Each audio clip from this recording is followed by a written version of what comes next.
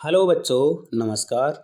आज के इस वीडियो में हम पढ़ेंगे कक्षा 4 हिंदी का 11वां पाठ मेरे गांव के खेत में। यह एक बहुत सुंदर कविता है। इसे आप मेरे साथ पढ़ें, आपको ये समझ में आएगी। तो वीडियो को लाइक ज़रूर करें, अपने दोस्तों के साथ शेयर करें और चैनल को सब्सक्राइब जरूर कर लें।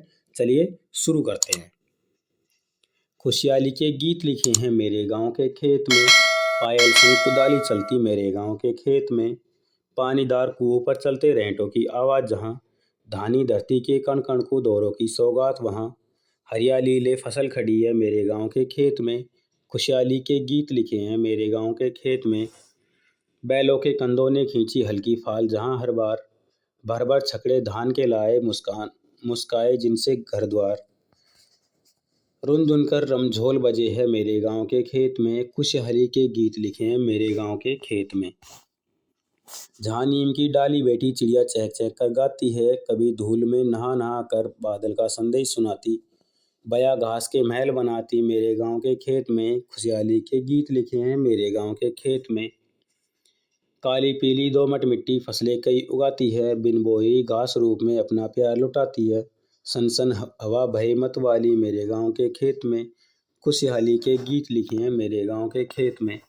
आप इस कविता को 4-5 बार पढ़ेंगे, 5 बार सुनेंगे, जिससे आपको ये कविता याद हो जाए और याद करके आप इस कविता को अपनी कक्षा में सुना भी सकते हैं।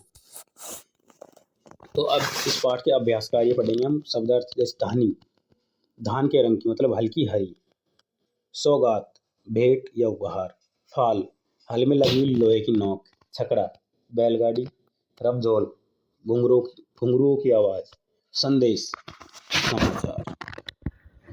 उच्चारण के लिए आप इन शब्दों का उपयोग अपनी सुलेख में कर सकते हैं, जैसे खुशहाली, कुदाली, रहटो, सौगात, खींची, छकड़े, मुस्काए, दोमट मिट्टी आदि। सोचे और बताएं। पायल संग क्या चलती है? पायल संग बैलों की जोड़ी जब चलती है तो उनके पैरों में घुंघरू बजते हैं, जिसकी आवाज़ पायल के जैसी आती है, तो पायल के संग बैलों की जोड़ी। खुशहाली के गीत कहाँ लिखे हैं? मेरे गांव के खेत में। बया किसके महल बनाती है? घास के महल बनाती है। पाकिस्तान की पूर्ति गिरी है। पानीदार कुओं पर चलते, रहटों की आवाज़ जहाँ, दौरों की सौगात। यहाँ पर देखो, आप कविता की कोई लाइन लिखी हुई है जिन्हें आप देखकर लिख सकते हैं। ब खालिस्तान देखिए, दौरों की सौगात वहाँ। तो इससे पहले की जो लाइन है उसे आप कविता में देखकर लिखेंगे, दौरों की सौगात वहाँ।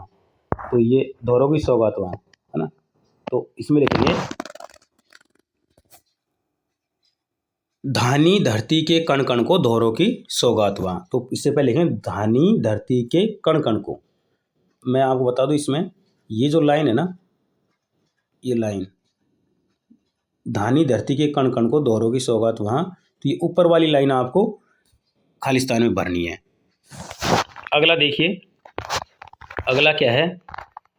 बैलों के कंधों ने खींची, बैलों के कंधों ने खींची। अब इसको आप कहाँ से देखकर लिखोगे? यहाँ पर देखो, बैलों के कंधों ने खींची, यह आपको यहाँ पर मिलेगा।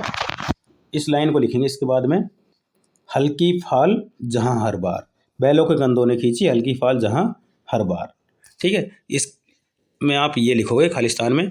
अगला खालिस्तान देखिए, अगला खालिस्तान ये बोलता है मुस्काए जिनसे घर द्वार, मुस्काए जिनसे घर द्वार। तो इससे पहले कविता में क्या लिखा हुआ है उसे आप लिखेंगे, मुस्काए जिनसे घर द्वार। तो ये ऐसे कैसे आपको देखने को मिलेगा?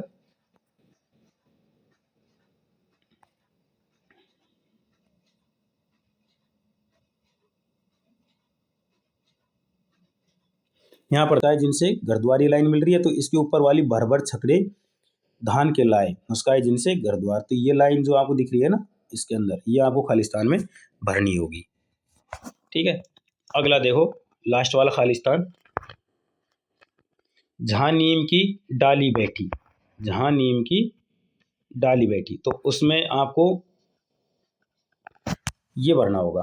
देखो, जहाँ नीम की डाली बैठी, ये लाइन आपको मिल रही है, इसके नीचे आगे आपको लिखना है चिड़िया चहक चहक कर गाती। ठीक है, तो चिड़िया चहक चहक कर गाती, ये आप इसमें लिखोगे। अगला प्रश्न देखो, रहट किसे कहते हैं?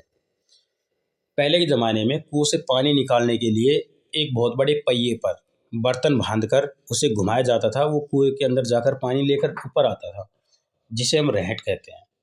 धरती धानी कब होती है? धरती देख, बरसात के दिनों में जब खेतों में बड़ी मात्रा में फसल होती है तो पूरी जो जमीन है वो हरी भरी दिखाई देती है, जिसे हम धरती धानी कहते हैं। घर द्वार पर मुस्कान कब होती है? घर द्वार पर मुस्कान तब होती है जब हमारे खेतों में फसल लहलाई कर गेहूं या अनाज हमारे घरों पर आता है, तब हमारे घर द्वार पर मुस्कान होती है। मुस्कान मतलब खुशहाली होती है। जब चिड़िया धूल से नहाती है तब क्या संदेश देती है? जब चिड़िया धूल से नहाती है तब बरसात का संदेश देती है कि आने वाले दिनों में बरसात होने वाली है। घास के महल से क्या तात्पर्य है?